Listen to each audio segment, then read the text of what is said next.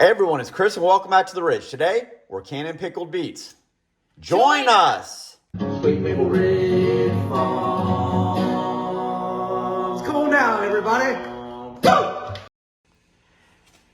Hey everyone, welcome back to the channel. Thanks for watching, liking, subscribing, all that good stuff. And a big thank you to our junior, mid, and especially our OG Maplers who continue to help take our community to the next level. Now, let's get into pickling these beets. Okay, so here we have our beets. We got these beets from my grandmother. We've tried to grow beets in the past and it just hasn't really worked out. But, you know, not everything is going to grow good everywhere. My grandmother's like 2 hours from us. Her climate's a little bit different because she's not at a higher elevation. So she grows beets very well, as you can see. So all I've done is I've just taken our beets and I've cut the green off. And then I had them outside and I washed them. I sprayed them off with our garden hose because you can, and there's still some dirt on these. That helps because then you're not bringing so much dirt into the house and into the sink. So what we're going to do is we're going to finish cleaning these up. And then we're going to go ahead and stick them in the water and get them boiling. Okay, so I've cleaned up my beets. You can see they still look a little... This is just from where they were sticking out of the ground where they were growing. And they don't have to be perfect because you're going to boil these anyway. I did want to point out there's two different types of beets in here that my grandmother grows. This is a cylinder beet, so you can see it's more elongated. But, you know, she also was plagued by the wrong type of seed being in the cylinder beet seed pack. So this is more of a traditional round beet that you would expect. It doesn't matter. They all taste the same. But because they're different sizes, they're probably going to cook at a little bit of a different time frame. So I don't know how long exactly I'm going to boil these. Whenever you're boiling beets, just like potatoes, you can just stick them with a knife and see if they, as my grandmother would say, when they stick done, meaning that your fork or your knife can smoothly go into them. So I'll let you know in the end how long I ended up boiling these for, but I would imagine it's probably going to be around an hour or so. Okay, so we have a boil going. I am going to turn this down a little bit because you don't want all this water jumping out of the pan. I'm also going to cover these. You don't have to cover them, but then you're going to have to be prepared to keep adding water as it starts to evaporate away. So I'm going to turn this down a bit and stick a cover on it, and I'll let you know how long they had to boil before I took them off and skinned them. Okay, so while our beets are boiling, I want to talk a little bit about what types or what we're going to do with our beets. I don't know that we mentioned that at the beginning. So we're going to make beet pickles, and I'm going to stick some in the fridge and some I'm going to can. Some people roast their beets. You can freeze them and use them later if you want to. So you do have a lot of options. We're going to make pickled beets.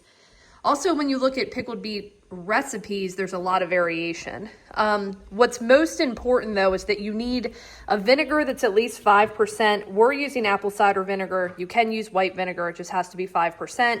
We're going to use some maple sugar, but white sugar here would be fine. I see other recipes that use ground cloves or cinnamon or allspice or other stuff like that. I don't like a real sweet beet pickle. And in fact, you're going to see when we go to add the sugar to our brine, I use very little sugar. I prefer my beets to be bitey and to have a beet flavor. So we're not going to add a ton of sugar. And we also, in addition to our vinegar and our sugar, we are going to use the water that our beets are currently boiling in because you'll see that's red. It's absorbing some of that beet juice from the beets boiling. So that's going to be our other ingredient here. So while our beets finish up, I'm going to go ahead and sterilize our jars and get us ready to can. Okay, so I just took the beets off the stove. They cooked for just a shade over an hour. That's because we had some bigger beets in here. If your beets were smaller, I don't think they would need that long.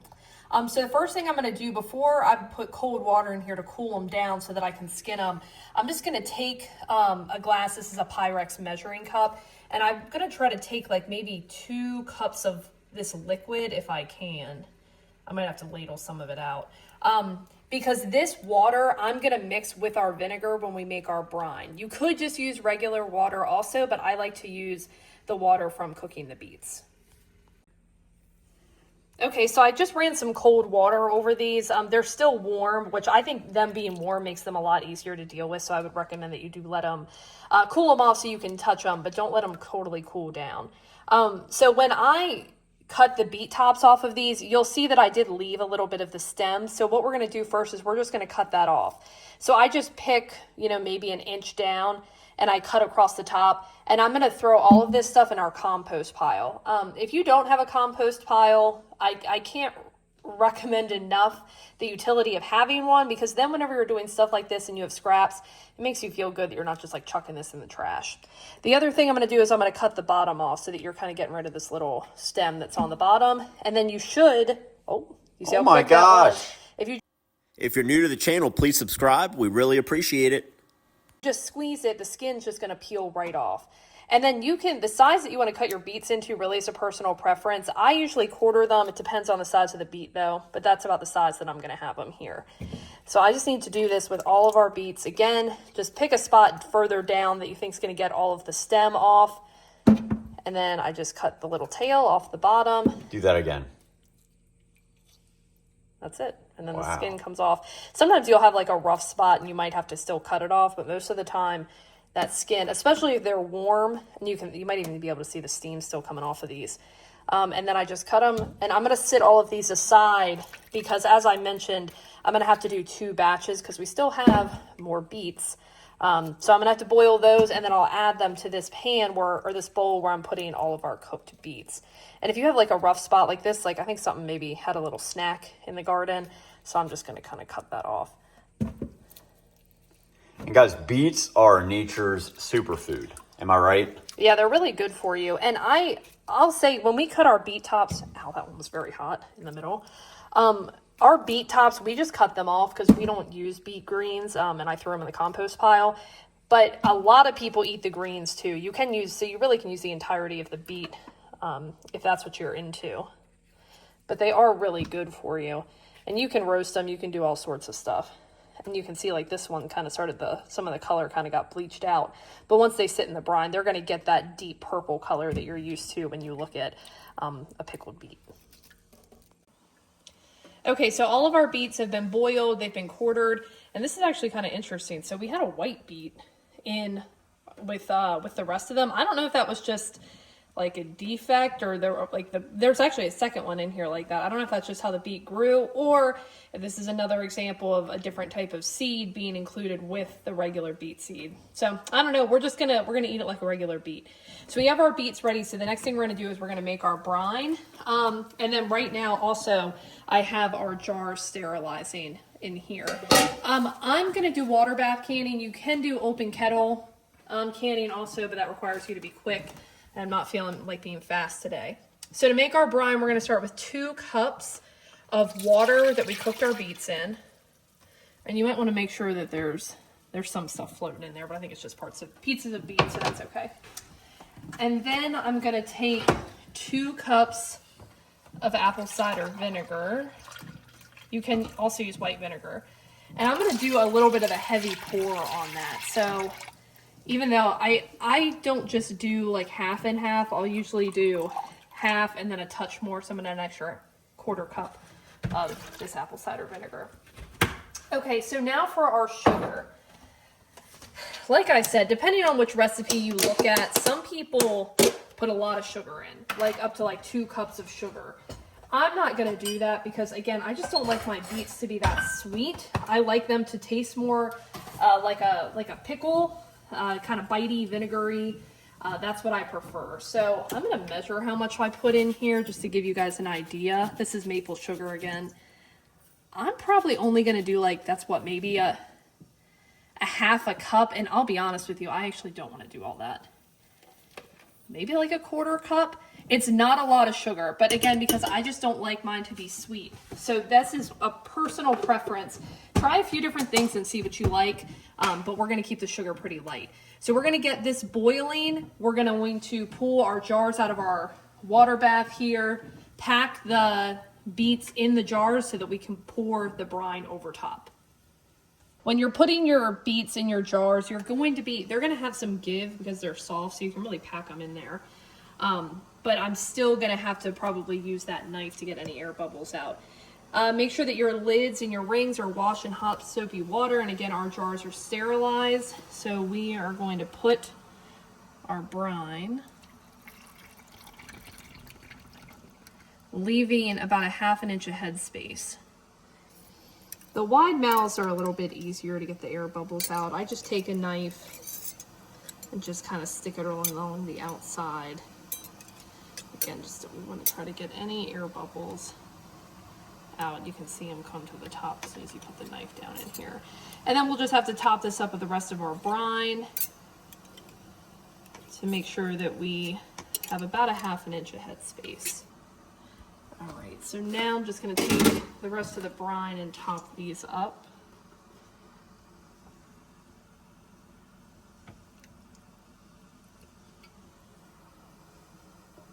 And if you're a little bit light, which honestly I'm a little bit light, I'm probably just going to take a little bit of vinegar and top these up, because I'd rather my brine be too acidic than not acidic enough. Because as I always say whenever we're canning, you never want botulism. All right, so we're good to go with our brine. The next thing that you want to do is you just want to make sure that there's nothing on the very rim here. Wipe these edges real quick.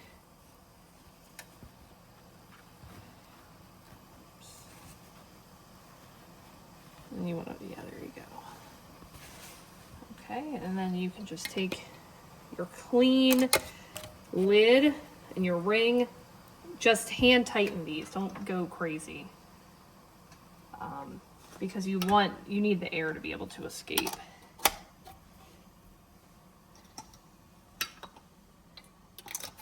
And because we're gonna do the water bath, you don't have to act with that much urgency, because that's how you're really gonna get everything up to a temperature to get that nice seal is through your water bath. And I'm gonna put these in our water bath. I'm gonna process these for right around 10 or 15 minutes. And we will pull them out and let them cool. Another tip when working with beets, oh boy, is try to use dark colored towels, because beet juice will stain. So don't use your nice white towels if you're messing with beets. Right, just making sure that these aren't touching so they don't clank around. All right, so these have been boiling for 15 minutes or so, and then I let them sit in the water bath for a few minutes too with the lid off, just to kind of cool a tiny bit. So I'm gonna pull these out. Always put them on a towel just so you don't risk your jars cracking. When you sit them on a cold counter surface. Yeah.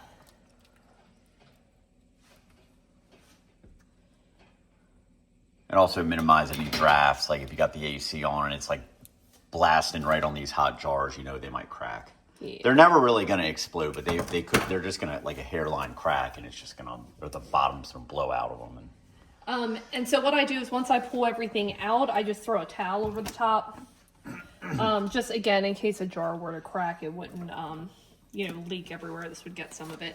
So we're just going to let all this stuff cool for, a few hours, and any minute now, you'll probably start to hear your jars sealing. You'll hear the pop of the lid sucking in, and that's how you know that they're sealed. If you ever have a jar that doesn't seal, just stick it in the fridge. It's not like it's ruined. It's just not going to be shelf stable. But there's nothing wrong with the product inside. You can just stick it in the refrigerator. But that's it. That's the video. Oh, that's my line. So anyway, guys, that's it. That's the video. If you want to be an OG Mapler, like the amazing folks listed here, and want to continue learning how to rely less and create more from high atop the Allegheny Plateau, guys, please like and subscribe. And we'll see you next time out on the ridge. Real quick, guys, we just launched the SMR General Provisions Company, our official store for all things Sweet Maple Ridge. Every shirt's designed by me right here at the Ridge, and they're built around the real-life work and chaos we show here on the Ridge. Each shirt represents a division of Ridge life. We got the Maple division for our sap haulers and our syrup boilers. We got the Vice division for our tobacco growers and plug makers. Of course, we got the Lower Camp division for those folks who are here for the fun and foolishness that we have down at our favorite place to unwind. From our YouTube channel homepage, click the store tab, or you can click the link in the description here. I'll show you how to do it.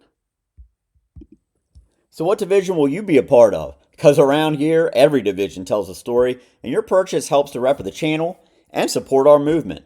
We appreciate everyone, and we'll see you out on the ridge.